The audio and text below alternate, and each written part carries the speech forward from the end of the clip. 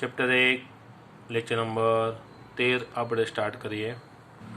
એક અને વ્યાપ્ત વિધેયનો મુદ્દો આપણે ચાલુ છે, આજે પૂરો થઈ જશે અને લગભગ જો ટાઈમ રહેશે તો નવો ટોપિક થિયરીમાં આપણે સમજીશું. બરાબર, તો આગળ વધીએ. સૌ પહેલાં આપણે જોઈએ છે ઉદાહરણ નંબર 13. સાબિત કરો કે કોઈ પણ વ્યાપ્ત વિધેય એફ પ્રદેશ છે 3 ઘટકો 1 2 3 અને સપ્રદેશ પણ છે 1 2 3. એના જે ગણ્યા છે એ જ ગણ્યા છે અને એ કહું તો આપણે એ છે એફ એથી એનું વિધેય છે એ હંમેશા એક એક છે. સાબિત કરો કે કોઈ પણ વ્યાપ્ત વિધેય આ પ્રમાણે હોય તો એક એક છે. એટલે જો આ પ્રકારનું વિધેય વ્યાપ્ત હોય ને તો એ હંમેશા એક એક હોય જ, એવું આપણે સાબિત કરવાનું કહે છે. ચેપ્ટર 1 ઉદાહરણ નંબર 13. એફ 1 2 3 થી 1 2 3 પરનું વ્યાપ્ત વિધેય છે. હવે જો સમજો, વેન આકૃતિ તમને સમજાવવાનો પ્રયત્ન કરું ને તો બહુ સરળતાથી સમજાશે. પ્રદેશ 3 ઘટકો 1 2 3, સપ્રદેશ 3 ઘટકો 1 2 3. હવે આ એ છે તો આ પણ એ છે. એફ આ એને એ સાથે જોડે છે તો અહીંથી એનું વિધેય બનાવવું છે. અને વિધેય કેવું બનવું જોઈએ? વ્યાપ્ત. વ્યાપ્ત કોઈ વિધેય કોને કહેવાય? આખો સપ્રદેશ આપણો જવાબમાં આવવો જોઈએ. હવે સપ્રદેશમાં કેટલા ઘટક છે? 3 ઘટકો છે, તો 3 ઘટક જવાબમાં આવવા જોઈએ. અચ્છા, હવે તમને એક બીજું વસ્તુ બતાવું. આ 1 2 અને 3 છે, આ એ કહું એથી એનું મારે વિધેય બનાવવું હોય કોઈ પણ શરત વગરનું, તો એકનો સંબંધ માનો કે મેં એક સાથે કર્યો તો બેનો સંબંધ એક સાથે પણ થઈ શકે, અથવા બેનો સંબંધ એક સિવાય બે અથવા 3માંથી ગમે ત્યાં પણ થઈ શકે. જેમ કે આ એક મેં પરિસ્થિતિ બનાવી, તો આ વિધેય તો છે જ, પણ આને એક એક કહેવાય? ન કહેવાય, કેમ કે જવાબનું પુનરાવર્તન થઈ ગયું. બરાબર છે, ઓકે. આને વ્યાપ્ત કહેવાય? ન કહેવાય. કેમ કે બગડો જવાબમાં આવ્યો નથી, એટલે કે 3 ઘટક આપણને જવાબમાં મળ્યા નથી. બધા જ ઘટકો જવાબમાં આવી જાય ઓછામાં ઓછી એકવાર તો એને વ્યાપ્ત વિધેય કહેવાય, કારણ કે સપ્રદેશના બધા ઘટક જવાબમાં એટલે કે વિસ્તારમાં આવવા જોઈએ. તેનો અર્થ આ 3 ઘટક મારા જવાબમાં આવવા જોઈએ. માનો કે એકનો સંબંધ મેં 2 સાથે કર્યો, 2નો સંબંધ માનો કે 3 સાથે છે. હવે વિધેય કેવું બનાવવાનું છે? વ્યાપ્ત. વ્યાપ્ત મતલબ બધા જ ઘટકો જવાબમાં આવવા જોઈએ. તો 3 ઘટક જવાબમાં આવે એ માટે અહીંયા 3 જ ઘટકો છે. એનો અર્થ એક પણ ઘટક જવાબનું પુનરાવર્તન કરી શકે નહીં. માનો કે 3નો સંબંધ હું 2 સાથે કરી દઉં, એકડો જવાબમાં આવવાનો રહી જાય. 3નો સંબંધ હું 3 સાથે કરી દઉં તો પણ આ એક રહી જાય, અને એક રહી જાય એવું ચાલશે નહીં. કેમ કે સંબંધ આપણે કેવો બનાવવાનો છે? વિધેય કેવું બનાવવાનું છે? વ્યાપ્ત વિધેય. મતલબ 3 ઘટકો ઓછામાં ઓછી એકવાર જવાબમાં આવવા જોઈએ. તો ઓછામાં ઓછી એકવાર લાવવા માટે મારે 3નો સંબંધ એક સાથે જ કરવો પડે. બરાબર. ટૂંકમાં દરેક ઘટક જવાબમાં આવે એ માટે મારે એક પણ ઘટકનું પુનરાવર્તન કરાશે નહીં જવાબમાં. તો આનો અર્થ શું થાય? વિધેય કેવું બની જાય? એક એક બની જાય. બરાબર. હવે આ જ વસ્તુની સમજૂતી અહીંયા શાબ્દિક આપી છે. આ માત્ર તમને સમજાવવા માટે હતું. લખાણ આ પ્રમાણે છે કે ભાઈ આપણે આ વિધેય વ્યાપ્ત છે અને સાબિત શું કરવું છે? આ વિધેય એક એક છે એવું સાબિત કરવું છે. જો જે વસ્તુ આપણે સાબિત કર્યું છે એનાથી મેં વિરોધી વસ્તુ ધાર્યું છે. ધારો કે એફ એક એક વિધેય નથી. હવે જો એફ એક એક ન હોય તેનો અર્થ શું થાય? એક કોઈનો કોઈ જવાબ તો કેવું થતું હોય? પુનરાવર્તન થતું હોય. જેમ કે અહીંયા મેં જવાબ 1નું પુનરાવર્તન કરીને તમને બતાવ્યું હતું. તો જેમના પ્રતિબિંબ સપ્રદેશમાં એના એ જ મળે તેવા 2 ભિન્ન ઘટકો પ્રદેશમાં મળે. બરાબર. આનો અર્થ સમજો. ક્યારે? જો વિધેય એક એક નથી એવું હું ધારું ને તો પ્રતિબિંબ સપ્રદેશમાં એના એ જ હોય, બરાબર, તેવા 2 ભિન્ન ઘટકો આપણને પ્રદેશમાં મળે. જેમ કે પ્રદેશમાં 2 ભિન્ન ઘટકોમાં 1 અને 2 લીધા હતા, જેનું પ્રતિબિંબ આ એક એવું હતું, કોમન હતું, એનું એ જ પ્રતિબિંબ હતું. આવું થાય તો એ જવાબનું પુનરાવર્તન કર્યું કહેવાય, અને આથી વિધેય એક એક કહેવાય નહીં. બરાબર. એ વસ્તુ અહીંયા કહેવા માગે છે. ખ્યાલ આવી ગયો? ચલો. વળી એફમાં ત્રીજા ઘટકનું પ્રતિબિંબ એક જ ઘટક હોઈ શકે. હવે આ જે વાક્ય છે ને એને સમજાવવા હું તમને ફરી વેન આકૃતિ બનાવું છું. 1 2 3, 1 2 3. આ વાક્ય શું કહે છે? જેમના પ્રતિબિંબ સપ્રદેશમાં એના એ જ હોય, બરાબર, એવા 2 ભિન્ન ઘટકો મળે. જે મેં અહીંયા બતાવ્યા છે. માનો કે 2 ભિન્ન ઘટકો પ્રદેશનો આ એક, આ પ્રદેશ છે, આ સપ્રદેશ છે. પ્રદેશના 2 ભિન્ન ઘટકો 1 અને 2, એનો જ કોમન જવાબ મેં 1ને બનાવ્યો. હવે શું કહે છે? એફમાં ત્રીજા ઘટકનું પ્રતિબિંબ એક જ ઘટક હોઈ શકે. હવે ત્રીજો ઘટક આપણો આ છે. આનું પણ પ્રતિબિંબ કેવું હોય? કોઈ પણ એક જ હોય. આ હશે અથવા આ હશે અથવા આ હશે, ગમે તે હોય. માનો કે મેં 3નો સંબંધ મેં 3 સાથે કર્યો તો 2 જવાબમાં આવ્યો નહીં. હવે 2 જવાબમાં ન આવે તેનો મતલબ સહપ્રદેશના બધા ઘટકો કવર થયા નહીં. એફમાં ત્રીજા ઘટકનું પ્રતિબિંબ એક જ ઘટક હોઈ શકે. તો વિસ્તાર ગણમાં વધુમાં વધુ સહપ્રદેશ જે 1, 2, 3 છે એના 2 જ ઘટકો હોઈ શકે. કેમ વધુમાં વધુ 2 શબ્દ કીધા? કેમ જે મેં 3નું જોડાણ અહીંયા 3 સાથે કર્યું તો મારી પાસે 2 જવાબ આવી ગયા, 1 અને 3. પણ એવું જરૂરી નથી 3 સાથે જ આવે. માનો કે 3નું જોડાણ પણ એક સાથે થઈ ગયું હોત તો મને જવાબમાં એક જ ઘટક મળત. બરાબર? વધુમાં વધુ આ 3માંથી 2 જ ઘટકો આપણને જવાબમાં મળી શકે. એનો મતલબ 3 ઘટકો જવાબમાં કવર થવાના નથી. અને જો 3 ઘટકો જવાબમાં કવર થાય નહીં તો એ એવું દર્શાવે કે વિધેય એફ વ્યાપ્ત નથી. તો પણ રકમમાં તો આપણે વિધેય કેવું કીધું છે? વ્યાપ્ત કીધું છે. એટલે જો આ વિધેય વ્યાપ્ત હોય, બરાબર, તો 1 ન હોય એવું શક્ય નથી. માટે આ કેવી વાત થઈ? વિરોધાભાસી પરિણામ થઈ ગયું.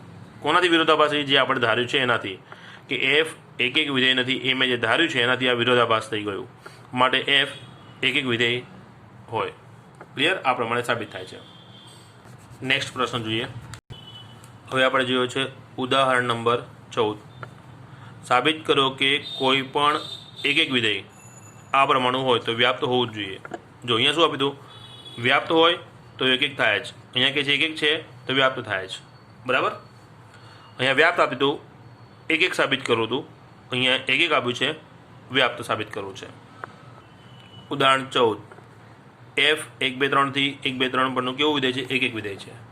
હવે આને આપણે વ્યાપ્ત સાબિત કરવું છે. આ વ્યાપ્ત સાબિત કરવા અહીંયા પણ આપણે પહેલાં વેન આકૃતિથી હું તમને સમજાવવાનો પ્રયત્ન કરું. 1, 2, 3 પરથી 1, 2, 3 પરનું વિધેય છે. હવે વિધેય કેવું છે? 1 છે. એટલે એક પણ ઘટક જવાબનું પુનરાવર્તન કરશે નહીં. ચલો પહેલાં મારે 1ને જોડો છે. 1ને ક્યાં જોડું? તો મારી પાસે 3 ઓપ્શન છે, ગમે ત્યાં જોડું. ચલો માનો કે મેં 1નો સંબંધ 3 સાથે બનાવ્યો. હવે વિધેય કેવું છે? 1 મતલબ જવાબનું પુનરાવર્તન થાય નહીં. એટલે તગડો બીજી વાર આવે નહીં.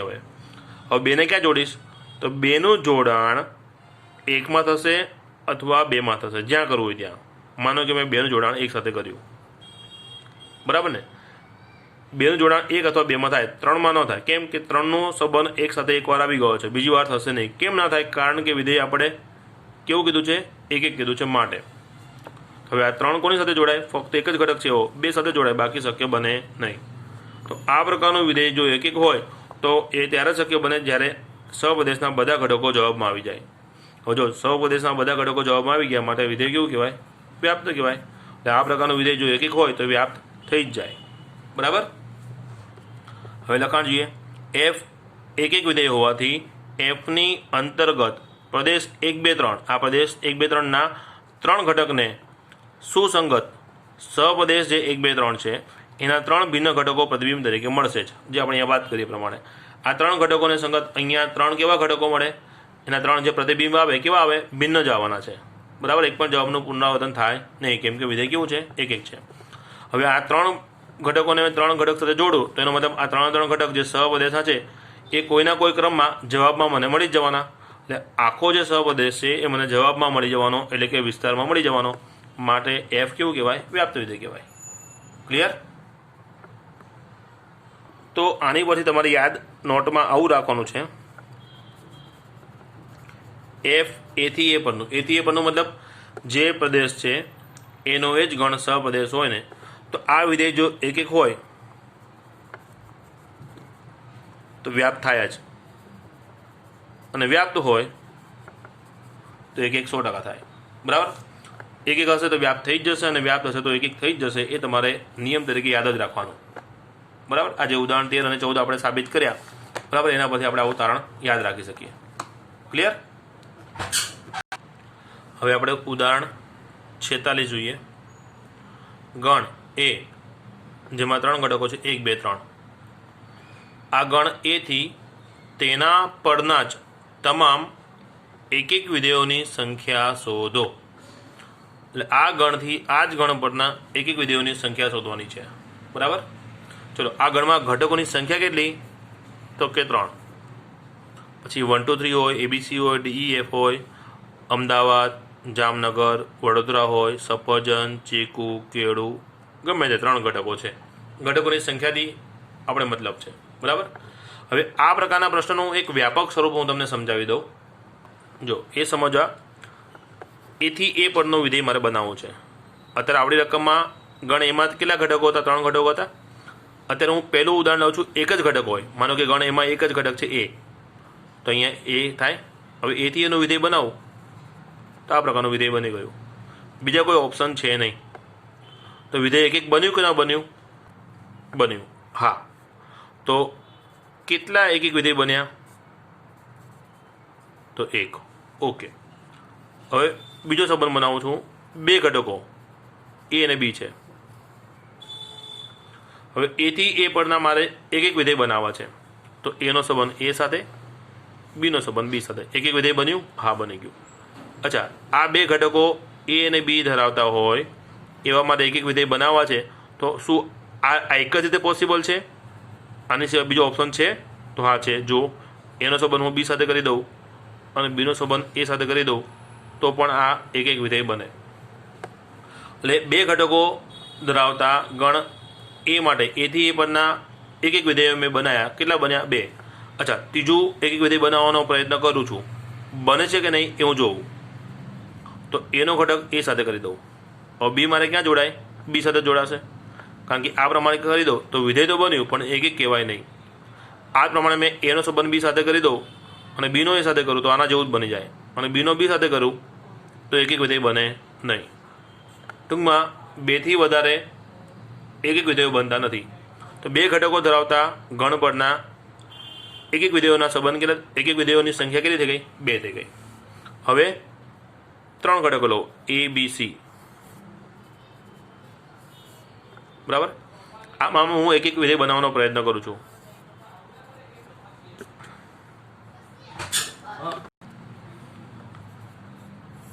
ABC, ABC, ABC, ABC, ABC, ABC, ABC. 1 2 3 4 5 6 અલગ અલગ ઓપ્શન મેં બતાવ્યા છે તમને, બરાબર. હવે જો હું એક એક વિધેય બનાવું છું. હવે એ સાથે જોડાયો હોય તો બીનો સંબંધ બી સાથે અને સીનો સંબંધ સી સાથે, અથવા બીનો સંબંધ સી સાથે અને સીનો સંબંધ બી સાથે. જો આ એક એક વિધેય કહેવાય, આ પણ એક એક વિધેય કહેવાય. બંને અલગ છે. હવે એ બી સાથે જોડાયો હોય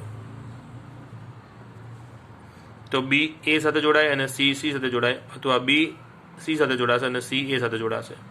જો આ પણ બંને ભિન્ન અને આ બંનેથી પણ ભિન્ન, આ 4 4 એકી વિધેય બન્યા જે 4 4 અલગ દેખાય છે. હવે એ સી સાથે જોડાય તો બીનો સંબંધ એ સાથે, સીનો બી સાથે, અથવા બીનો સંબંધ બી સાથે અને સીનો સંબંધ એ સાથે,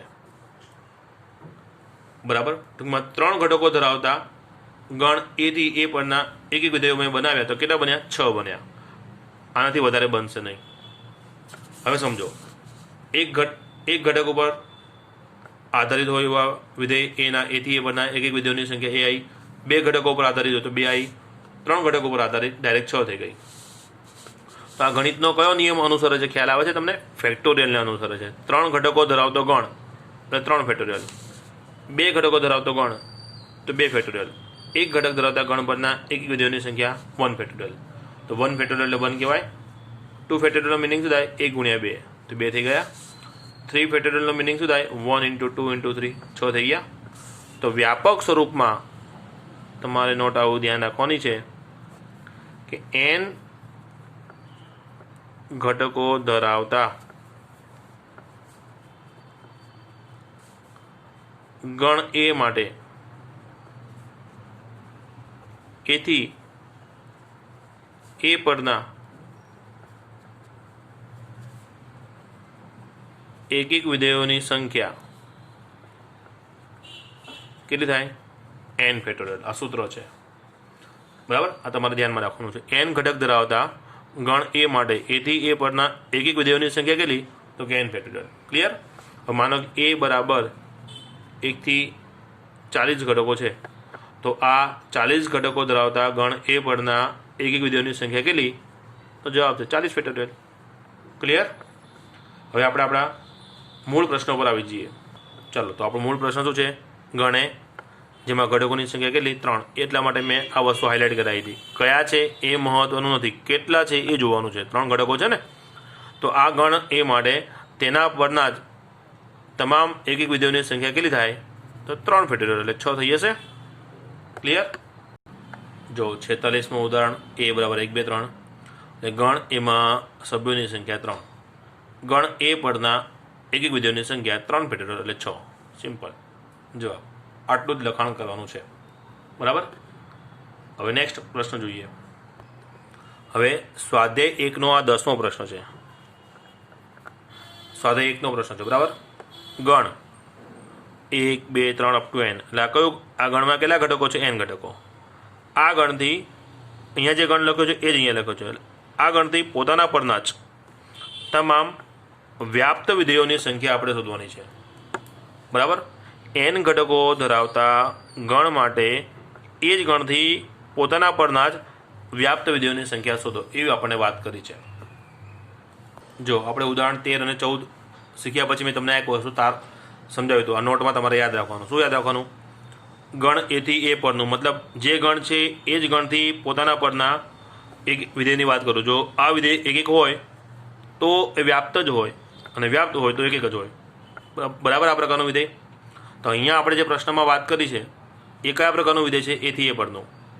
હવે આપણે શું માગ્યું છે એમાં? કે વ્યાપ્ત વિધેયોની સંખ્યા કેટલી? હવે જો આ વિધેય વ્યાપ્ત હોય તો આ વિધેય એક એક હોવાનું જ. ખ્યાલ આવી ગયો?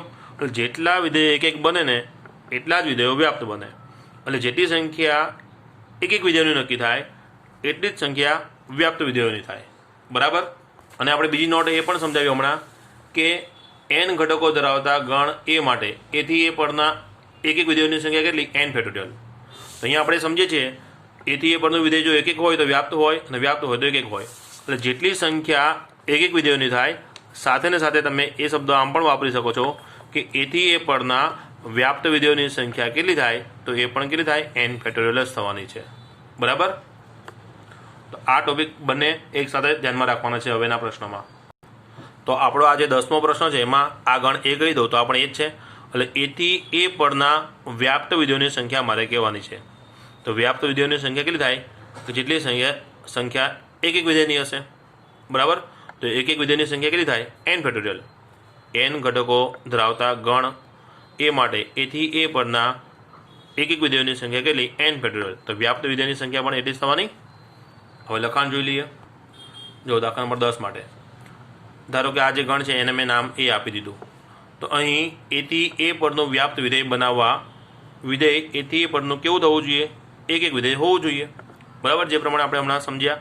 તો એથી એ પરના વ્યાપ્ત વિધેયની સંખ્યા, એનો અર્થ એ થાય કે એથી એ પરના એક એક વિધેયોની સંખ્યા અને કેટલી હોય? n factorial. માટે એથી એ પરના વ્યાપ્ત વિધેયોની સંખ્યા બરાબર n ફેક્ટોરિયલ. બસ આટલું જ. સ્વીટ એન્ડ શોર્ટ લખાણ આટલું જ કરવાનું છે. ક્લિયર? અહીંયા એક એક અને વ્યાપ્ત અને સંગત જેટલો ટોપિક હતો એ પૂરો થઈ ગયો. નવો ટોપિક આપણે સ્ટાર્ટ કરવાનો થાય છે. એ ટોપિક છે સંયોજિત વિધેય, વિધેયોનું સંયોજન, જેનો ઘણો ખરો બેઝિક ખ્યાલ તો લગભગ આપણે 11મામાં પણ આપી દીધો છે, અને 12મા ધોરણના 5મા ચેપ્ટરમાં જ્યારે 5.1માં સંયોજિત વિધેયના વિકલિતની વાત હતી ત્યારે પણ એ વસ્તુ આપણે સમજ્યા છીએ. બરાબર. આમ તમારી માટે ત્રીજી વાર એનું રિવિઝન થશે એમ સમજો. બરાબર. તો નેક્સ્ટ ટોપિકને આપણે થિયરી આપણે જોઈ લઈએ. તો આપણો નેક્સ્ટ ટોપિક છે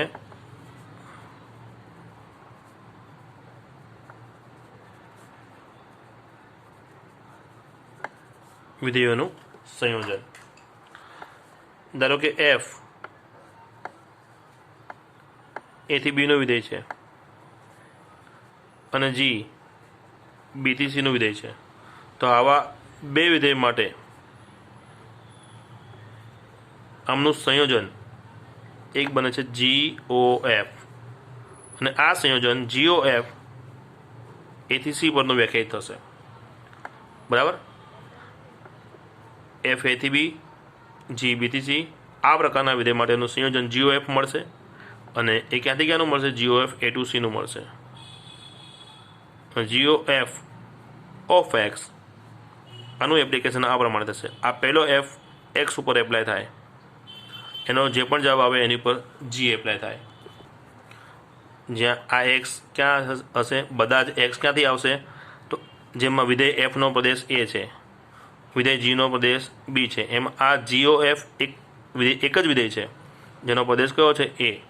તો કોઈ પણ વિધેય જે પણ ઘટક એક્સ ઉપરથી એપ્લાય થાય એ ઘટકો એક્સ ક્યાં હોય, જે તે વિધેયના પ્રદેશમાંથી જ હોય.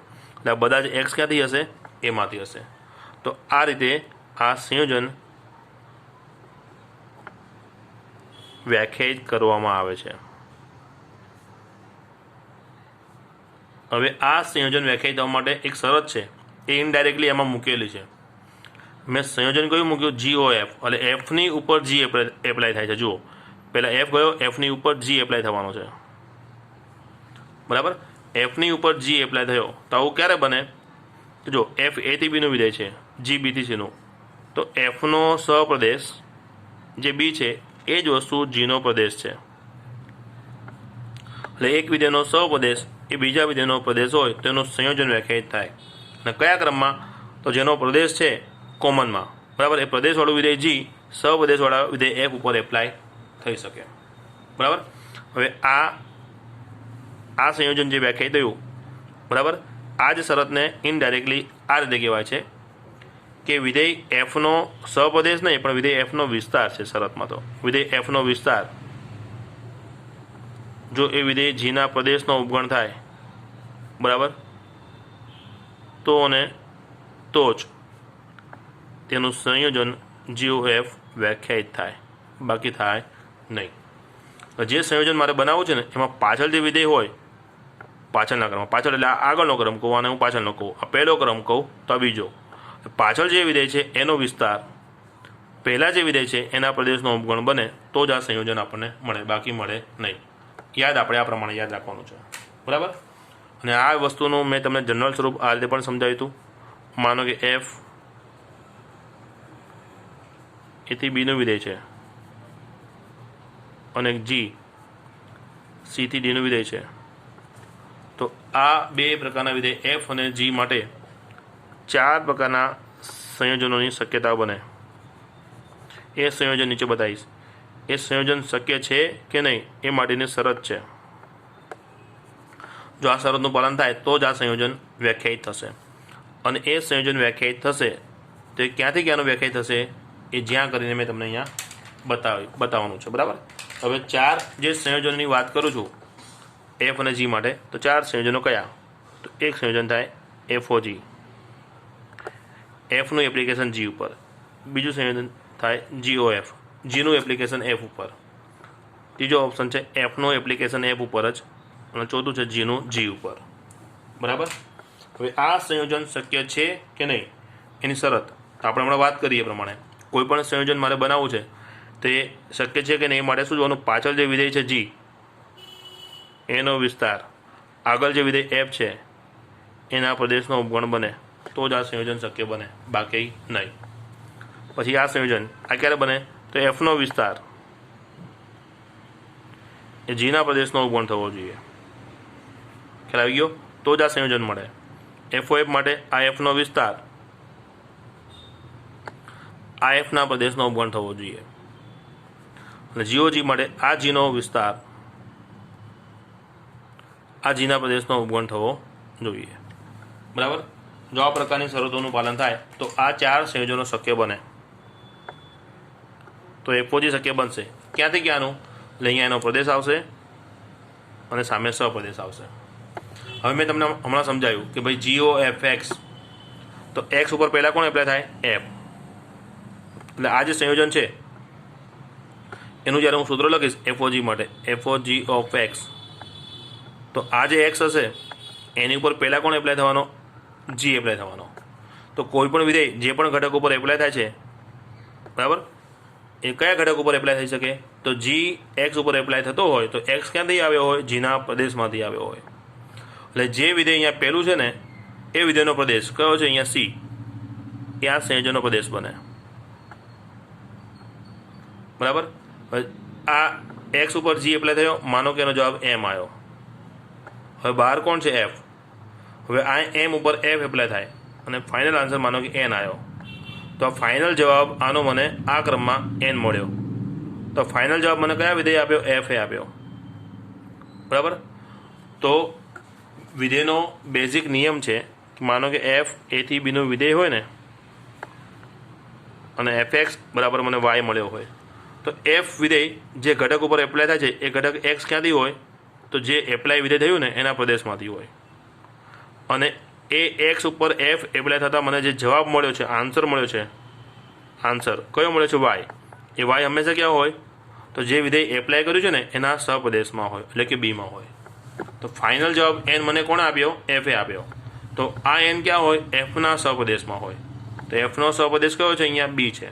એટલે આ વિધેય c થી b પરનું વિધેય બને. આ તમને મેં ખરો લોજિક બતાવ્યો. બરાબર. હવે આને યાદ કઈ રીતે રાખીશું? તો જોવાનું, જો પહેલાં કોણ એપ્લાય થવાનો? g. જે પહેલાં એપ્લાય થાય એનો પ્રદેશ, અને જે પાછળ એપ્લાય થાય એનો સહપ્રદેશ અહીંયા સહપ્રદેશ બની જાય. બરાબર. હવે જે પ્રમાણે આ સમજાય એ પ્રમાણે આ GOF માટે પ્રદેશ અને આપણે સહપ્રદેશ વિચારીએ. બરાબર. તો એ પ્રમાણે અહીંયા વિચારીએ તો પહેલું વિધેય કયું એપ્લાય થવાનું? f. તો fનો પ્રદેશ અહીંયા પ્રદેશ બની જાય. ચલો, fનો પ્રદેશ કયો છે જુઓ તો એ છે, અહીંયા પ્રદેશ એ બની ગયો. અને સહપ્રદેશ કોનો બનશે? gનો. તો gનો સહપ્રદેશ કયો છે? d. d સહપ્રદેશ બની ગયો. ક્લિયર. હવે એ પ્રમાણે FOF. તો FOF ક્યાંથી ક્યાંનું? તો બંને સરખા છે એટલે ભૂલ થવાના કોઈ ચાન્સ જ નથી. fનો પ્રદેશ a અને fનો સહપ્રદેશ b. પછી એ પ્રમાણે g માટે GOGની વાત કરું તો gનો પ્રદેશ c અને gનો સહપ્રદેશ d. તો આ સંયોજન મને ક્યાંથી ક્યાંનું મળે? c થી d પરનું મળે. બોલો, ક્લિયર. એટલે આ પ્રમાણે સંયોજનોના વ્યાખ્યાયિત કઈ રીતે કરવું છે, બરાબર, એ આ શરતો જોવી પડે અને આ પ્રમાણે વ્યાખ્યાયિત થાય. આની આ જ વસ્તુ મેં તમને ચેપ્ટર 5ની સમજૂતીમાં તમને શીખવાડેલું છે. જો તમને યાદ કરાવું, કદાચ તમને યાદ હોય કે ના હોય, એ બુક મેં તમને બતાવી છે. જો આ રહ્યું એ ચેપ્ટર 5 ચાલુ હતું ત્યારે મેં આ વસ્તુ સમજાવી હતી, અને એ જ વસ્તુ અત્યારે ફરી મેં તમને સમજાવી છે આ ચેપ્ટર 1ની સમજૂતીમાં. બરાબર. એટલે તમારી માટે આના આ જ 12મા ધોરણમાં 2 થી 3 મહિનામાં ફરી એકની એક વસ્તુનું રિવિઝન થઈ ગયું. પછી આની સમજૂતી સાથે એમાં ને એમાં મેં તમને આ બીજા 3 મુદ્દા પણ મેં સમજાવેલા હતા. બરાબર. આ જ મુદ્દા હું તમને ફરી સમજાવું છું અત્યારે. એટલે આજે અમુક પરિસ્થિતિ એવી છે કે એમાં શરતોનું છે ને સમાધાન ઇનડાયરેક્ટલી થતું હોય. માનો કે f a થી b નું વિધેય છે. બરાબર. f a થી b નું વિધેય છે અને g b થી c નું વિધેય છે. હવે એક નિયમ તમને આમ તો ધ્યાનમાં છે, ફરી બતાવું છું. કોઈ પણ વિધેયનો વિસ્તાર હોય ને એ વિસ્તાર એના સહપ્રદેશનો ઉપગણ હોય. કોઈ પણ વિધેયનો વિસ્તાર એના સહપ્રદેશનો ઉપગણ હોય. હવે જો fનો સહપ્રદેશ એ gનો પ્રદેશ છે. હવે fનો વિસ્તાર જે પણ હશે એ આ bનો ઉપગણ હોય અને b પોતે શું છે? gનો પ્રદેશ છે. એટલે અહીંયા ઇનડાયરેક્ટલી કઈ શરતનું પાલન થાય છે? fનો વિસ્તાર gના પ્રદેશનો ઉપગણ થાય. fનો વિસ્તાર gના પ્રદેશનો ઉપગણ થાય. આ શરત ઇનડાયરેક્ટલી અહીંયા સમાધાન થાય જ છે. તો પછી f અને gનું સંયોજન GOF એ અહીંયા શક્ય બને જ. શક્ય બને જ એનો અર્થ આપણે એવો લેવાનો છે કે બે વિધેયો વચ્ચેની કુલ 4 શક્યતાઓ આવે. એ 4 હંમેશા શક્ય બને એવું જરૂરી હોતું નથી. જો આ શરતોનું સમાધાન થતું હોય ને તો એ સંયોજનો મળે, બાકી ન મળે. તો આ બે વિધેય માટે આવી 4 ઓપ્શન જે ઊભા થવાના છે ને એમાં આ ઓપ્શનની જે શરત છે એનું સમાધાન ઇનડાયરેક્ટલી થઈ જ જાય છે. એટલે આ પ્રકારના બે વિધેય માટે GOF આ હંમેશા શક્ય બને જ. અને ક્યાંથી ક્યાંનું બને? તો પહેલાં કોણ એપ્લાય થવાનું? f. એટલે fનો પ્રદેશ અહીંયા પ્રદેશ બની જાય. અને પછીથી કોણ એપ્લાય થવાનો? g. તો gનો જે સહપ્રદેશ છે એ c અહીંયા સહપ્રદેશ બની જાય. એટલે આ પ્રકારની વસ્તુ પોઝિશન જો તમારે આવે તો આ સંયોજન હંમેશા મળે. હવે આનો અર્થ શું થાય કે એક વિધેયનો સહપ્રદેશ એ બીજા વિધેયના પ્રદેશ, આ બંને વસ્તુ સરખી હોય તો પ્રદેશ ધરાવતું વિધેય g એ સહપ્રદેશ ધરાવતા f ઉપર એપ્લાય થઈ શકે. અહીંયા એકનો સહપ્રદેશ એકનો પ્રદેશ આ કોમન છે. એટલે કોમન પ્રદેશ અને સહપ્રદેશની હું વાત કરું છું. કોમન પ્રદેશ ધરાવતો વિધેય કોમન સહપ્રદેશ ધરાવતા વિધેય f ઉપર એપ્લાય થઈ શકે. બરાબર. બાકીના 3 પોસિબલ હોય પણ ખરા, ન પણ હોય. બરાબર. ચાલો પછી બીજી પોઝિશન બતાવો. f a થી b નું વિધેય છે. અને જી બીથી એનું વિધેય છે. હવે અહીંયા તમે જુઓ, આનો સહપ્રદેશ એ આનો પ્રદેશ છે અને એ જ પ્રમાણે જીનો સહપ્રદેશ એ આનો પ્રદેશ છે. મતલબ એફ જીની ઉપર અને જી એફની ઉપર બંને ઉપર એપ્લાય થઈ શકે. તો જીઓ એફ અને એફઓજી આ બંને વિધેય શક્ય બને જ. 4 શક્યતાઓ છે, એમાંથી આ બંને શક્યતા તો આ જે બંને સંયોજન આ એફઓજી અને જીઓએફ એ તો 100% શક્ય છે જ. હવે એફઓએફ કે જીઓજી શક્ય છે કે નહીં એ તો શરતોનું સમાધાન કર્યા પછી નક્કી થાય. હવે જીઓએફ ક્યાંથી ક્યાંનું થવાનું? તો જીઓએફ ક્યાંથી ક્યાં થાય? પહેલો એપ્લાય કોણ થવાનો? એફ. તો એફનો પ્રદેશ એ છે. પછી કોણ એપ્લાય થવાનો? જી. તો જીનો સહપ્રદેશ એ એટલે જીઓએફ એથી એનું થવાનું. અને એફઓજી તો એફઓજીમાં પહેલું કોણ એપ્લાય થવાય? જી. તો જીનો પ્રદેશ બી એ અહીંયા પ્રદેશ બની જાય અને પછીથી એપ્લાય થવાનો છે એફ. તો એફનો સહપ્રદેશ બી એ અહીંયા સહપ્રદેશ બની જાય. બરાબર. ત્યારબાદ ત્રીજી વસ્તુ હું સમજાવું કે એફ એથી એ અને જી એથી એ આનો સહપ્રદેશ એ આનો પ્રદેશ, આનો સહપ્રદેશ એ આનો પ્રદેશ. એફ માટે પણ એનો જ સહપ્રદેશ એ પોતાના પ્રદેશ બરાબર. જી માટે પણ એનો સહપ્રદેશ પોતાના પ્રદેશ બરાબર. તો તમને હવે આઈડિયા આવી જ જાય કે આવા પ્રકારના જો બે વિધેય હોય તો આની માટે એફઓજી, જીઓએફ, એફઓએફ અને જીઓજી ચાર સંયોજનો શક્ય બને જ. જ્યાં એફઓજી ક્યાંથી ક્યાં થાય? તો બધા જ એ છે, કંઈ વિચારવાનું જ નથી. ચાર સંયોજનો એથી એ પરના જ બનવાના છે. બોલો, ક્લિયર? ખ્યાલ આવી જાય? બરાબર છે. હજી એક નવી વસ્તુ તમને વ્યાપક સ્વરૂપમાં બતાવું છું. ચોથો નિયમ, એફ એથી બીનું વિધેય, જી બીથી સીનું વિધેય. તો હવે આપણે સમજ્યા પ્રમાણે જીનો પ્રદેશ એ આના સહપ્રદેશ બરાબર છે એટલે જી એફની ઉપર એપ્લાય થઈ શકે એટલે જીઓ એફ મને મળે જ. ચાલો હવે આ એફ જવા દઉં છું. આ જી છે અને મારી પાસે એક એચ નવું વિધેય છે જે સીથી ડી પરનું વિધેય છે. તો આનો સહપ્રદેશ એ આના પ્રદેશ બરાબર છે એટલે આ એચ એ જી ઉપર એપ્લાય થઈ શકે એટલે એચ જી ઉપર એપ્લાય થઈ શકે છે અને જી એફ ઉપર એપ્લાય થઈ શકે છે. એચનું એપ્લિકેશન જી ઉપર, જીનું એપ્લિકેશન એફ ઉપર. તો આ સંયોજન મળ્યું. બરાબર. આ પ્રકારની પોઝિશન હોય તો એચનું એપ્લિકેશન જી ઉપર, જીનું એપ્લિકેશન એફ ઉપર. આ વિધેય મળે છે. હવે ક્યાંથી ક્યાંનું થવાનું આ વિધેય? આનો પ્રદેશ કયો બને? તો આ વિધેયનો પ્રદેશ કોણ બને? તો આપણે એ જ જોવાનું. પહેલાં કોણ એપ્લાય થાય છે? એફ. જે પહેલાં એપ્લાય થાય એનો પ્રદેશ અહીંયા પ્રદેશ બને અને છેલ્લે કોણ એપ્લાય થવાનો? એચ. તો એચનો જે સહપ્રદેશ છે અહીંયા સહપ્રદેશ બની જાય. બરાબર. આ પ્રમાણે યાદ રાખવાનું છે. જો આ પ્રકારની પોઝિશન હોય તો આ સંયોજન મળે જ. બરાબર. અને આ જે સંયોજન છે H of G of F એ માનો કે એક્સ ઉપર એપ્લાય થાય છે તેનું એપ્લિકેશન કઈ રીતે થાય? તો બહુ સિમ્પલ વસ્તુ છે. પહેલું કોણ છે? એફ. એટલે એફ એક્સની ઉપર એપ્લાય થઈ જાય. ત્યારબાદ જી એક્સ ઉપર એપ્લાય થાય. તો પહેલાં આ સાદુરૂપ આવી જાય. એ જે પણ આન્સર આવે એની પર જી એપ્લાય થાય, એ જે પણ આન્સર આવે એની પર એચ એપ્લાય થવાનો. બરાબર. આ ક્રમમાં એપ્લિકેશન થવાનું છે. બરાબર. તો બસ આ થિયરી આટલી આપણે સમજી છે. આના સંગત જે પણ દાખલા હશે આપણે નેક્સ્ટ લેક્ચરમાં જોઈશું. બરાબર. ફેર વર્ક કરતા રહેજો સાથે ને સાથે જ.